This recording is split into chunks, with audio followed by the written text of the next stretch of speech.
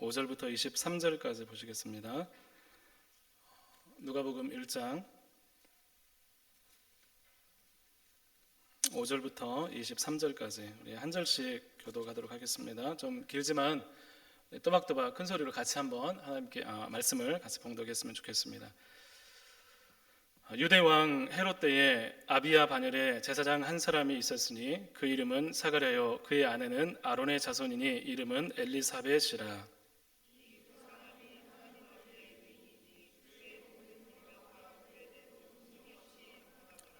엘리사벳이 잉태를 못함으로 그들에게 자식이 없고 두 사람의 나이가 많더라.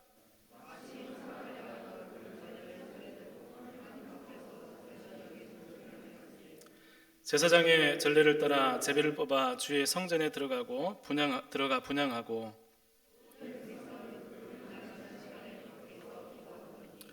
주의 사자가 그에게 나타나 향단 우편에 선지라. 천사가 그에게 이르되 사가랴여 무서워하지 말라. 너의 간구함이 들린지라. 내 아내 엘리사벳이 내게 아들을 낳아 주리니 그 이름을 요한이라 하라.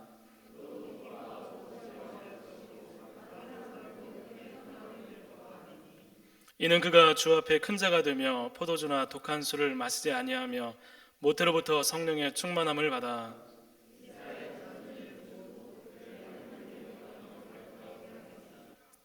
그가 또 엘리야의 심령과 능력으로 주 앞에 먼저 와서 아버지의 마음을 자식에게 거스르는 자를 의인의 슬기에 돌아오게 하고 주를 위하여 세운 백성을 준비하리라.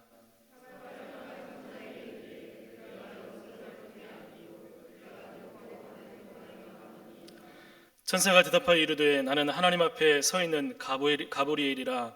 이 좋은 소식을 전하여 내게 말하라고 보냈음을 받았노라.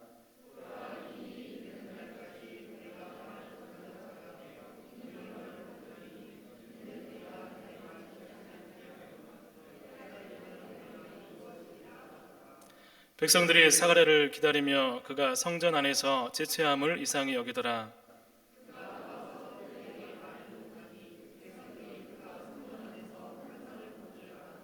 같이 읽겠습니다. 같이 읽겠습니다. 그 직무의 날이 다 되매 집으로 돌아가니라. 아멘. 할렐루야. 우리 같이 옆에 분 인사했으면 좋겠습니다. 잘 오셨습니다. 반갑습니다. 오랜만에 만나는 사람도 있죠? 그렇죠? 없어요? 우리 성령 예배 오신 우리 여러분들 모두 환영하고 축복합니다. 여러분 12월입니다.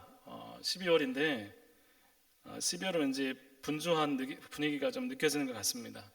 여러분 12월에 여러분도 바쁘십니까? 뭐 때문에 바쁘시죠?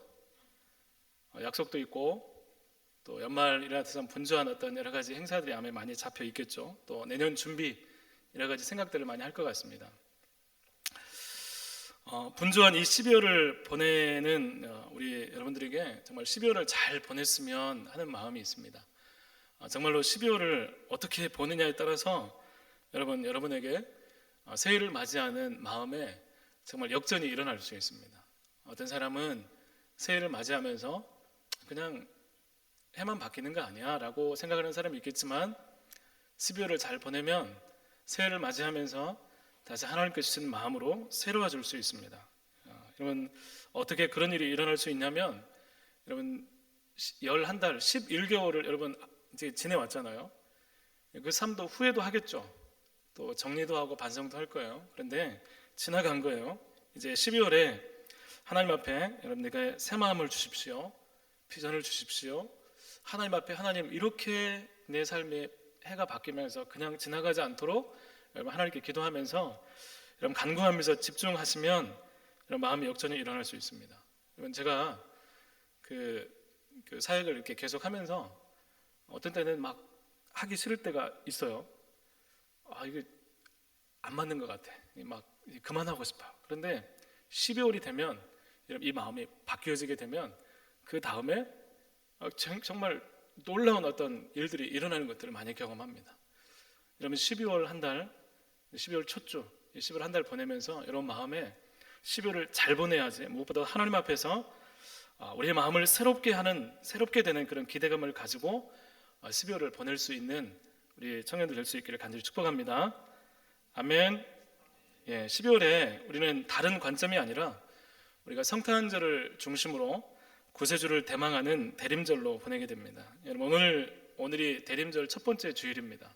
우리 지난 시간에 얘기를 했죠. 우리 대림절 첫 번째 주일을 이제 보내고 있습니다. 우리 청년들이 4주의 대림절 기간을 기억하면서 12월을 정말 그렇게 보냈으면 좋겠습니다. 12월을 보낼 때 대림절 기간이다. 대림절은 주님의 오심을 기다리는 기간이다. 내 삶에서 순간순간 예수님을 기다리는 그런 마음으로 12월을 보내야겠다는 마음을 여러분 가지시고 기억하시면서 보냈으면 좋겠습니다. 여러분, 이미 2000년 전에 우리 위에 오신 예수님을 기억하고 또 다시 오실 주님을 기다리면서 어떤 믿음으로, 어떤 기다림으로 내가 서 있는지 여러분들 생각하셨으면 좋겠습니다. 그리고 성탄을 준비하신 하나님, 우리에게 예수님의 오심을 이 땅 가운데 보내주신 그 아들을 보내시기까지 준비하신 하나님의 사랑을 발견하면서 우리 가운데 영적인 회복이 있기를 바랍니다. 오늘 우리가 읽은 이 말씀은 예수님의 길을 예비하는 자로서 준비된 세례 요한의 탄생을 알리는 말씀입니다.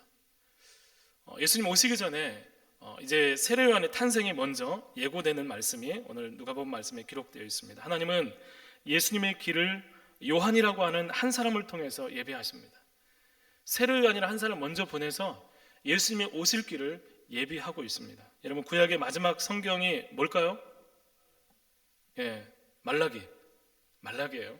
그리고 말라기가 맨 마지막 성경에 있는데 그 중에서도 맨 마지막 말라기 4장 4절 5절에는 어떤 말씀이 있냐면 여호와의 날이 이르기 전 선지자 엘리야를 보내주시겠다라고 약속하는 말씀이 있습니다.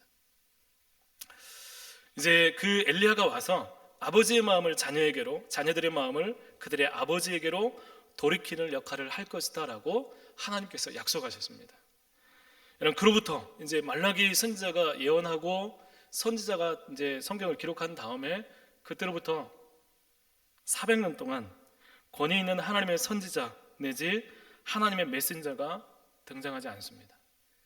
우리가 이제 400년 동안 시간이 흘러가는데, 물론 그 시대에 이름 없이 하나님을 섬기는 사람들이 분명히 있었습니다. 그런데 하나님의 계시가 없는, 하나님의 어떤 메신저가 없는 그런 시대 400년 동안에 지속이 됩니다. 우리는 그 시간들을 신구약 중간기라고 이야기를 합니다. 신구약 중간기, 이 400년의 기간, 어떤 사람은 그 시간들을 하나님의 침묵기다라고 이야기를 하기도 합니다. 말라기 말씀을 읽고 우리가 마태복음을 읽게 되면, 우리가 말라기를 읽고 그 다음 구약과 신약이지만 읽게 되면 그 안에는 400년의 시간이 건너뛰는 거예요. 마태복음에는 400년의 시간이 건너뛰게 됩니다. 그러니까 말라기 선지자 이후에 400년이 흘러서 하나님께서 세례 요한이라고 하는 선지자를 나타나게 하신다는 거예요. 이 세례 요한이라고 하는 선지자를 세우기 위해서 하나님은 미리 침묵을 깨고 사가랴라고 하는 제사장에게 천사를 보내서 이제 너에게 아들이 있을 것인데 그가 말라기의 선지자가 예고했던 그와 같은 역할을 할 것이라는 것을 오늘 말씀하고 있는 내용입니다. 5절부터 7절 말씀을 한번 보시겠습니다. 5절부터 7절 말씀을 보시면 우리 그 말씀에 사가랴에 대한 이야기가 나옵니다. 사가랴와 그의 아내 엘리사벳에 관한 이야기가 나옵니다. 사가랴는 아비야 바넬의 제사장이라고 소개되어 있습니다. 그리고 이 두 사람은 하나님 앞에 의인이었고 주의 모든 계명과 규례대로 흠없이 행하는 사람들이었다.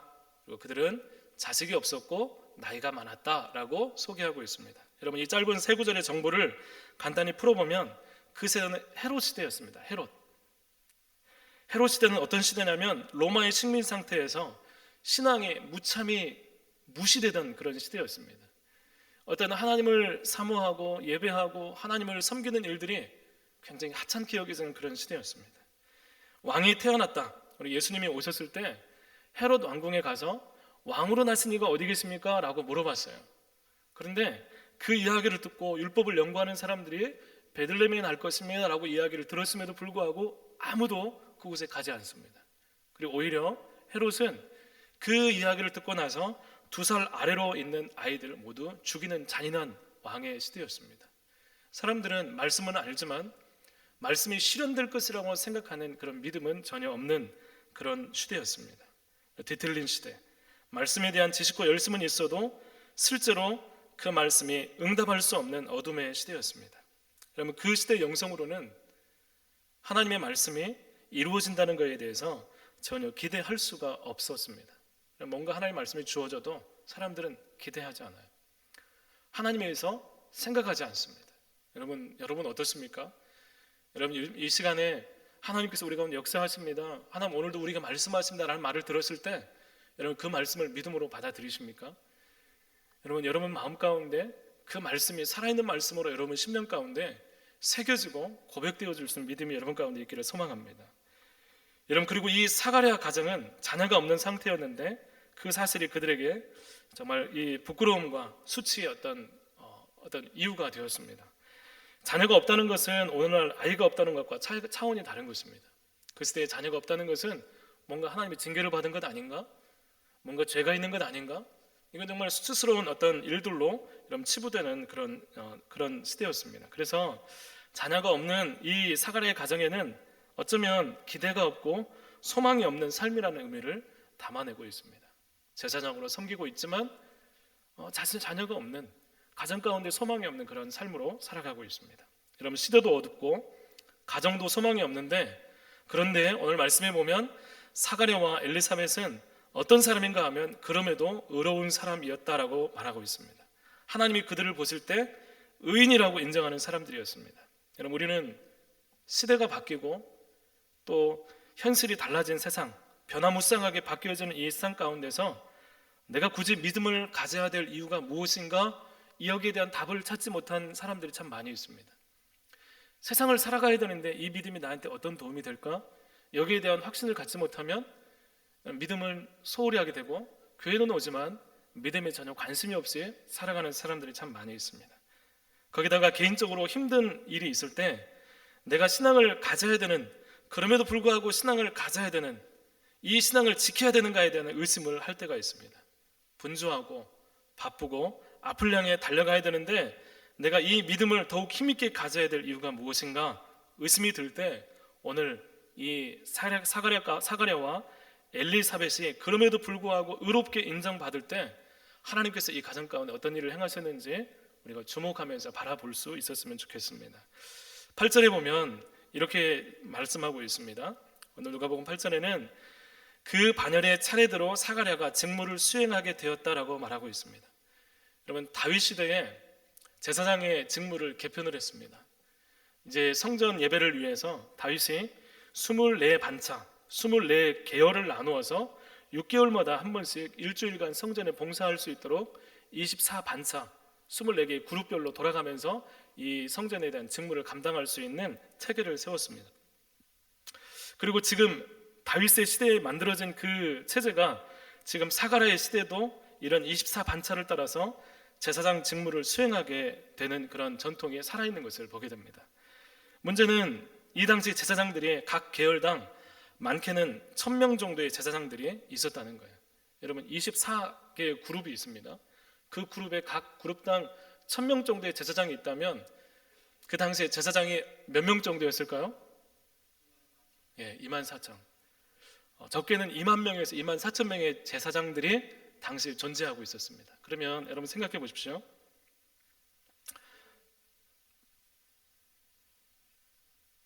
네? 반차별로, 생각해 보십시오. 반차별로 2만 명의 사람이 6개월 안에 돌아가는 성전에 일주일간 돌아가는 그 직무를 감당하게 된다면 여러분, 그 순서를 여러분 돌아오기까지 얼마나 시간이 걸릴까요?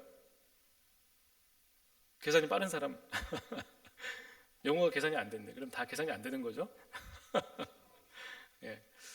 어쩌면 어떤 사람은 평생 성전에서 봉사할 수 있는 그 순서를 기다리다가 아예 봉사를 못하고 생을 마감하는 사람들도 부지기수였다는 거예요.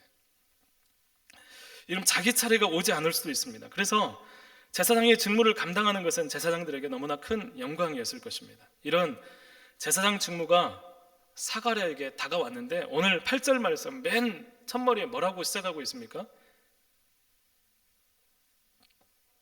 마침이라고 시작하고 있습니다. 여러분 8절 말씀에 마침이라고 설명합니다. 마침 사가랴가 제사장의 직무를 감당하게 되는 순서가 되었다라고 이야기하고 있습니다. 여러분 마침 때에 맞게 바로 그 시간에 사가랴가 성전에서 분향하는 자격을 얻게 되었다는 것입니다. 여러분 우리 룻기에서도 봤듯이 마침 우연히 이라는 말을 했을 때 하나님께서 마침 때에 맞게 그 자리에 서게 하시는 것은 특별한 하나님의 계획이라는 것을 말하는 것입니다.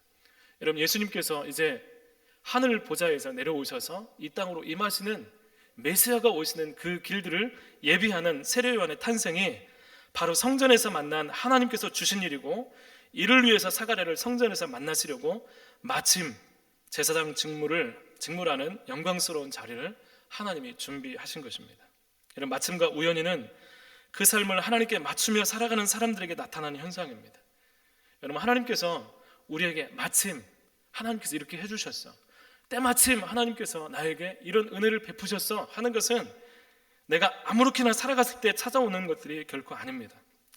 그냥 살다 보면 찾아오는 기회가 절대로 아니라는 거예요. 하나님의 계획은 여러분 철저히 하나님께 맞추어져서 하나님을 주목하고 인정하는 사람에게 주어지는 은혜라는 것입니다.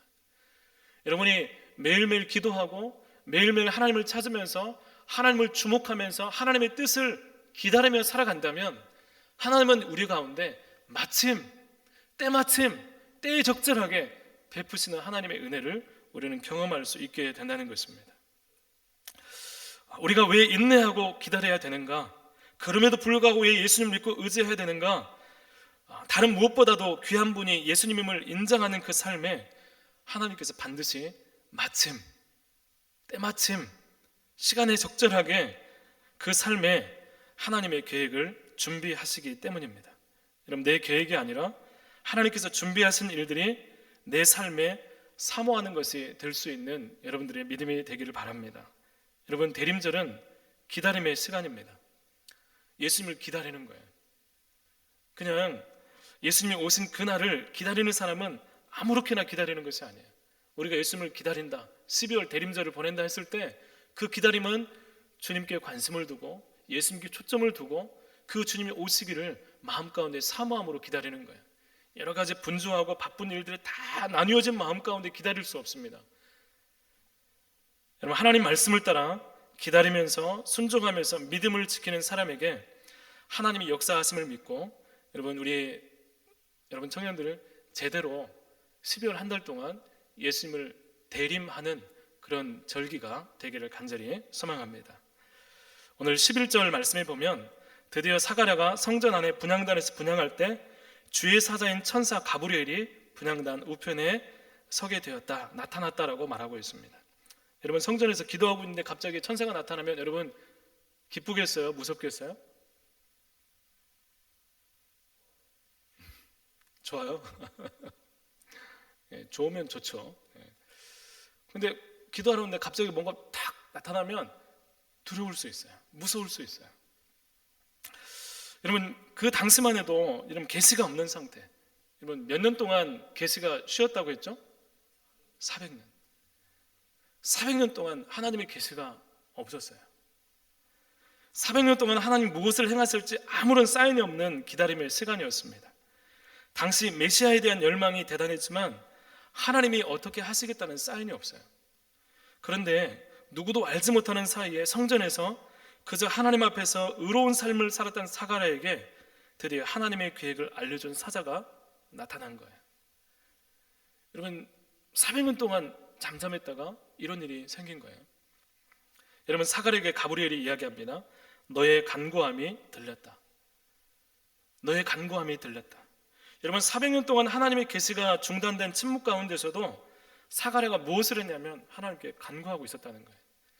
여러분 하나님이 침묵하시는 것 같아요. 내 기도를 안 듣는 것 같아요. 기도에도 달라지지 않을 것 같아요. 별반 어떤 일들이 아무런 일들이 일어나지 않을 것 같은 여러분 여러 가지 현상들이 있습니다. 그런데 그 순간 다른 사람은 무너지고 다른 사람은 실망하고 다른 사람은 그만두고 변질되지만 오늘 사가랴는 그렇지 않았다는 거예요. 400년 동안 계시가 없는 상태에서도 침묵 가운데 사가랴는 하나님 앞에 간구했다는 거예요. 여러분 끊임없이 하나님께 간구하고 하나님은 그 간구함을 듣고 계셨습니다. 사가랴의 간구가 여러분 무엇이었을까요?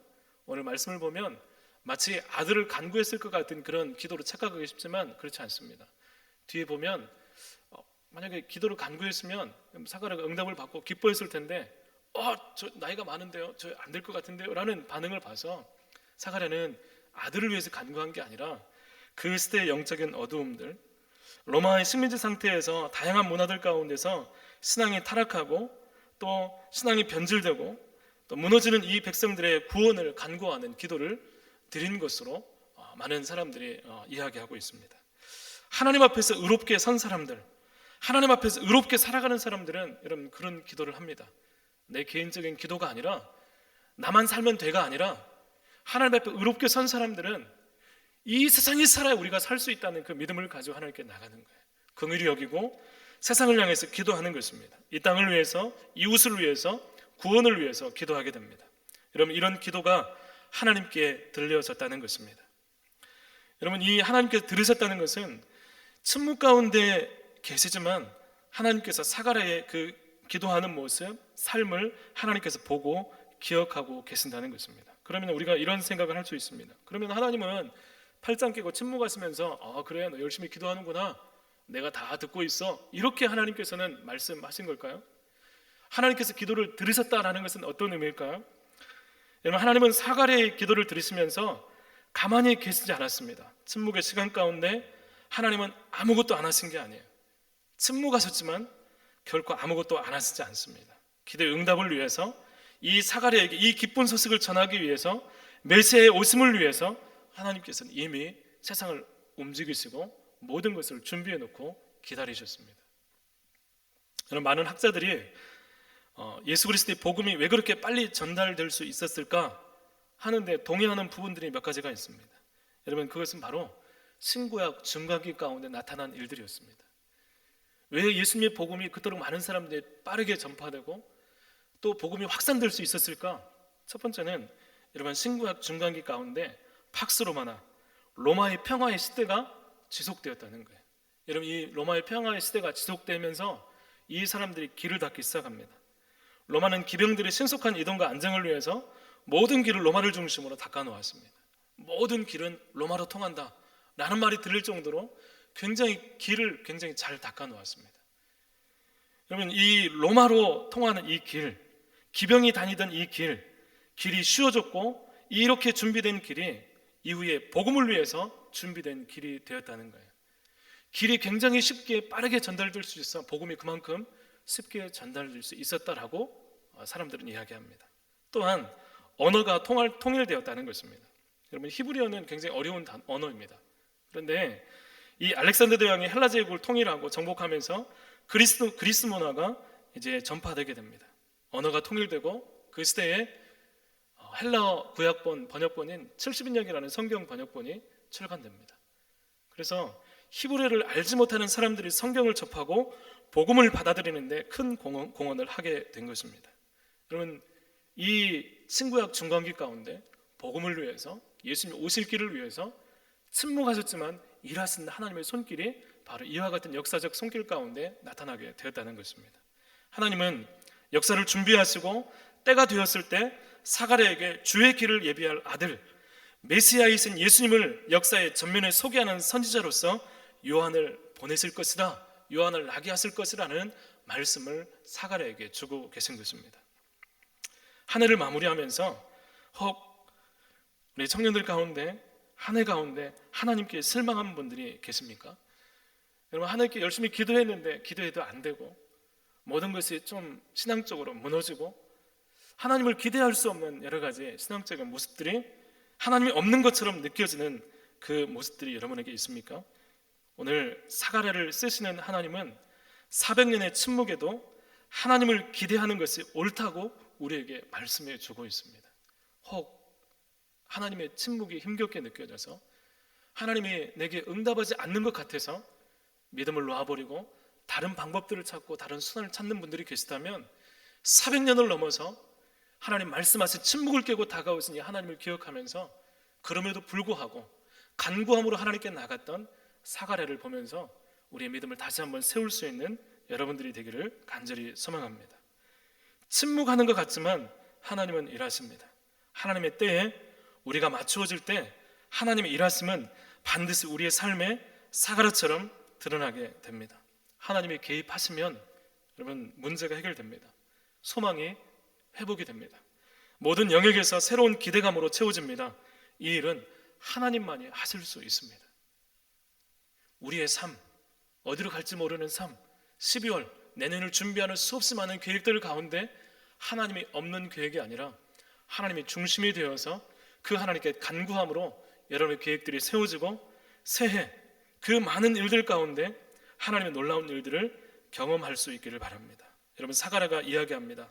나는 나이가 많은데 어떻게 그걸 알 수 있습니까? 나이가 많아서 어떻게 내게 아들이 있을 수 있습니까? 나는 알지 못합니다. 믿지 못합니다. 천사가 앞에 있는데 그런 이야기를 할 수 있다는 게 저는 더 놀랍습니다.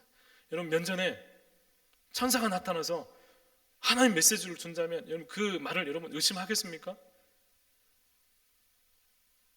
면전에 천사가 있는데 얘기를 하는데 저는 못 믿겠는데요. 이런 얘기를 할 수 있겠냐고요. 여러분, 하나님을 믿고 기도하면서도 여러분 기대하지 않는 여러분 우리의 모습과 비슷한 거예요. 우리가 하나님 앞에 기도합니다. 주님, 우리의 기도를 들어주십시오. 수없이 찬양하지만 정작 기도하지만 기대하지 않는 믿음이 없는 우리의 모습과 사가랴의 모습은 닮아 있습니다. 여러분, 사가랴는 나이가 들어서 안 된다고 말합니다. 여러분, 그런데 나이가 들어서 안 됐는데 그건 젊었을 때는 되었습니까? 젊었을 때 안 되었기 때문에 지금까지 온 거잖아요. 여러분, 문제는 나이가 문제가 아니라는 거예요. 여러분들에게도 한계와 상황, 나이 여러 가지 생각들이 있습니까? 사가랴를 통해 하나님은 육신의 젊음, 어떤 나이가 문제가 아니라 신앙의 젊음이 중요하다고 우리에게 말씀하고 있습니다. 여러분, 신앙의 절정, 우리의 믿음이 하나님 앞에 반응할 수 있는 신앙의 젊음이 있는가? 그런 젊은 믿음이 있는가? 하나님의 일하심은 나이, 환경, 외모에 제한되지 않습니다. 우리 대림절에 주님을 정말로 기다릴 수 있는 청년들이 되기를 간절히 소망합니다. 간절히 기다리고 바라고 사가랴처럼 그럼에도 불구하고 의롭게 간구하는 청년들이 되십시오. 침묵 가운데 일하시고 하나님의 때에 반드시 일하실 그 주님을 바라보면서 그 예수님을 바라보면서 우리의 삶 가운데 절대로 무너지지 않는 하나님의 일하심에 초점을 둔 능력 있는 믿음의 삶이 여러분 가운데 있기를 간절히 축원합니다. 아멘. 같이 기도하겠습니다. 하나님 아버지,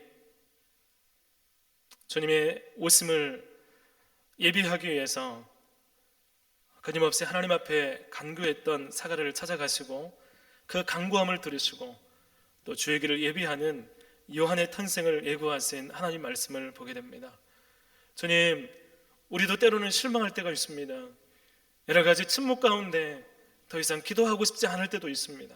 그렇지만 그럼에도 기도하면서 나갔던 사가랴에게 응답하신 하나님을 볼 때 우리도 다시 믿음의 끈을 붙잡고 또 하나님을 바라보며 침묵 가운데 일하시는 하나님을 기대하며 하나님, 비록 하나님 우리 가운데 어떤 사인이 없을지라도 우리는 최선을 다해 하나님의 때를 준비할 수 있는 주님의 때를 기다리는 주의 청년들이 다 될 수 있도록 인도하여 주옵소서. 주님을 바라보며 우리의 마음 가운데 정말 하나님이 나타났을 때를 기대하며 우리의 삶이 더욱더 능력 있고 힘 있는 믿음의 삶이 될 수 있도록 주님 역사하여 주옵소서. 함께해 주시기로 원하오며 예수님 이름으로 기도드립니다.